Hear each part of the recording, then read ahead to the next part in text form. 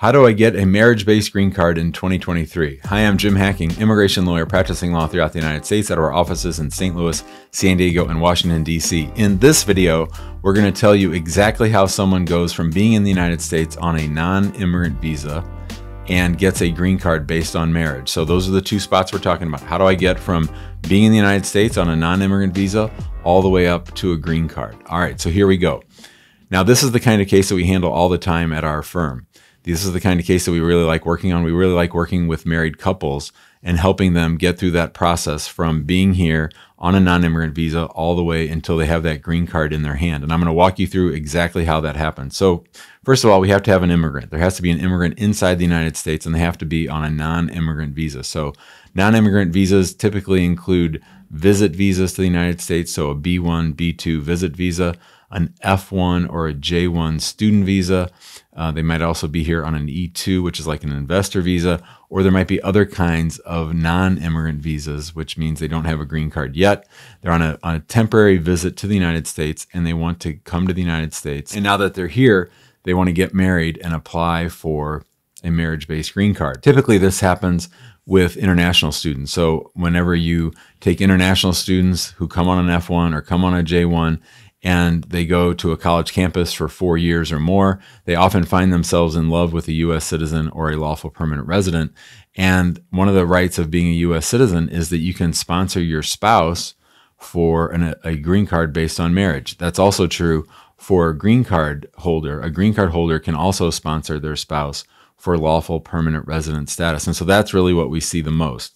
It can also happen where someone's here on a visit visa. They might come for 5 or 6 months, and then at the end, they decide that, or they've fallen in love, they decide to go ahead and get married. So the first thing you need is an immigrant. The second thing you need is a marriage. You need there actually to be a marriage. You can't do a fiancé case with the foreign national inside the United States. Fiancé cases are only to bring the fiancé to the United States. So in this situation, we're talking about the immigrant already being in the United States. So we have the petitioner, who's going to be the U.S. citizen or the green card holder, and we have the beneficiary, the person who's going to benefit from this immigrant visa application. And so what happens after you get married is you get the marriage license back from the government, and that's when you can apply for the marriage-based green card. Now, the main issue on an I-130 petition, which is the name of the form that we file in support of the marriage-based visa application, is that the couple has the capacity to be married. So if either of them have been married or divorced before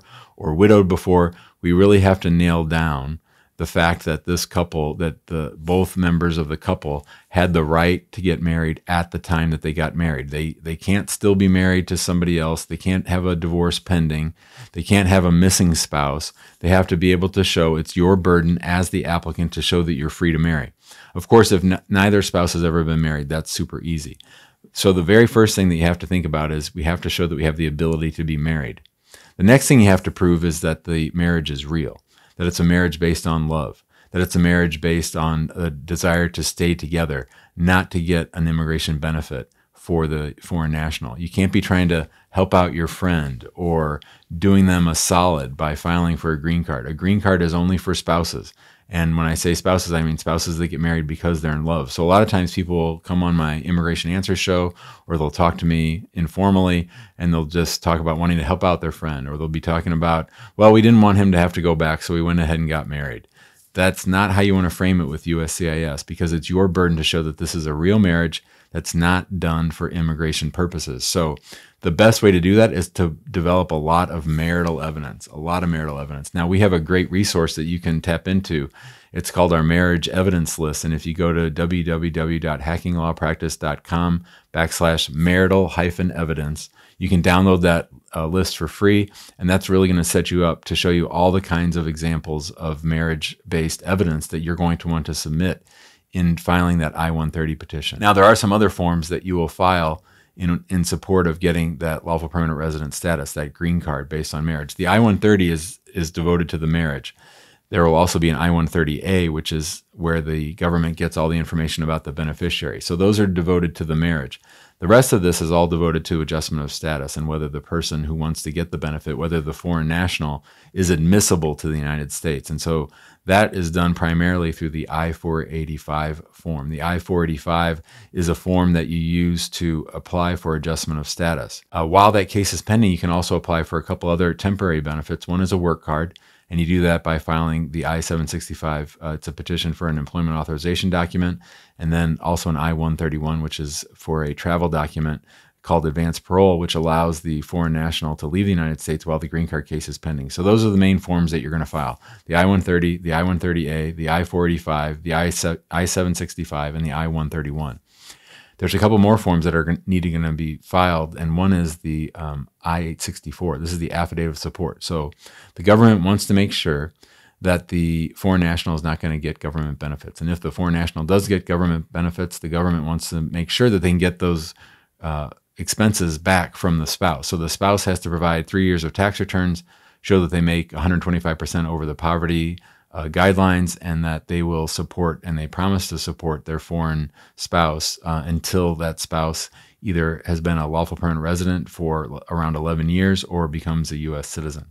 And you're making that promise to the government. And so that I-864 is another one of the forms that you have to file. The last thing that you'll need to file is a sealed I-693. A 693 is a report from a USCIS civil surgeon. So the foreign national is going to have to go to the doctor, a USCIS certified doctor called a civil surgeon, and they're going to figure out whether or not you have tuberculosis or some other communicable disease that might make you inadmissible. You'll bring those results with you to your interview, or you can submit them at the time you file in a sealed envelope. And that's how the officer will know that you're eligible and that you're healthy enough to be admitted into the United States. So you package all that together along with the filing fees, and you send those off to USCIS. Shortly thereafter, you should get some receipt notices for the I-130, the I-485, the I-765, and the I-131. And then a little bit later, you'll be asked to do biometrics, which is fingerprinting and photographing. If the foreign national has been fingerprinted and photographed recently for some other kind of immigration benefit, then they're going to most likely just reuse those fingerprints and photos, and you won't have to get biometrics taken again. After that, that's when the background check happens. So USCIS sends out your fingerprints and your name to all these different agencies so that they can figure out whether you have any kind of criminal history that might make you inadmissible. And then once that's done, and once the office is processed all the cases ahead of yours, then they'll schedule you for an interview. So then you and your spouse will be asked to come into the United States, and you will be questioned on the merits of the marriage and the admissibility of the foreign national. These interviews can last anywhere from 20 minutes to 2 or 3 hours. You might get separated from your spouse. You might be asked a lot of questions about what it means to be married and all about your marriage. And there's a lot of questions for the foreign national about whether they've ever been a criminal, a drug dealer, a prostitute, anything like that. So those are sort of the main focuses at the green card interview. Is the person the kind of person we want to let live in the United States? And do I, the immigration officer, believe this marriage is real? Those are the two main inquiries.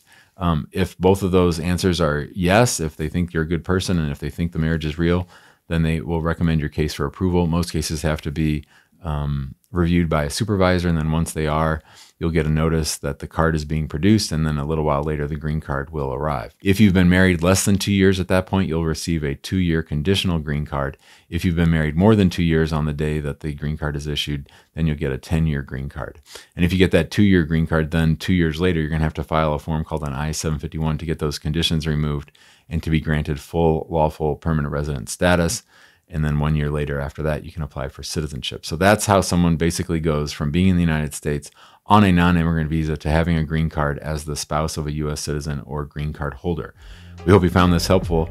If you're thinking about going through this process and you want to have some kick-ass lawyers represent you through that process, you should give us a call at 314-961-8200.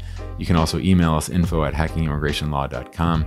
If you're thinking about doing it yourself and you just want a community where you can talk to people as you go through that process, you should join our Immigrant Home Facebook group. Of course, if you're hiring us, you can use that group too. It's called Immigrant Home. We'd love to have you in there. And then we also have our YouTube channel where we have this video and many, many, many, many other videos that you can watch. and you can subscribe to our YouTube channel. And that way, whenever we make a new video like this one, or whenever we go live in our YouTube channel, you'll be the first one to know about it and you'll be alerted right away. So thanks for watching, and we'll see you next time.